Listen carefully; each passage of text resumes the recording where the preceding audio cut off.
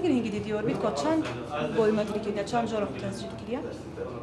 بنگه سیستم بایومتری موچخورانه لآکره چند روزه که هاتیه وکرن فرمانبر و موچخور دهینه ویره او خواه تومار دکن یانجی هر گرفته که گریدای به سیستم بایومتری ین موچخورین آکره لویره ده معامله وان هنه بر ربه برن و پیتوی به پارزگه هندیتر ناکتن. سیستم تومار بایومتری الآکریل بان قاپیر ساته بکرن اویش بکار آسانیه که باش هاته کرن بو خلکی آکری و دورو بره که حتی نو که لازمه خلکی ما بو تومار بایومتری که خود تومار نکر با قصدادوه که کر با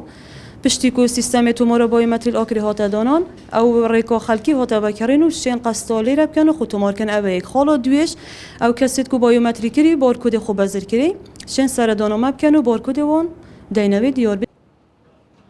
دانانا بنگه بایومتری آسانکاری بو کاروبارین موچخوران دروست کریه.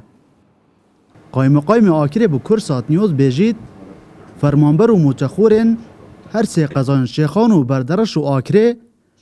لویره دشین کاروبارین خوین بایومتری بر ریب ببن. هر فرمانبره که محتاجی بایومتری بایان خانه نشین بایان خزانه شهیده که با بهنده کو دلنیا بتاوه کو یعنی دراتبه ورناگریدیان دو موچا ورناگریدن پیویز بو سردان پارزگاه ها دهو که کربا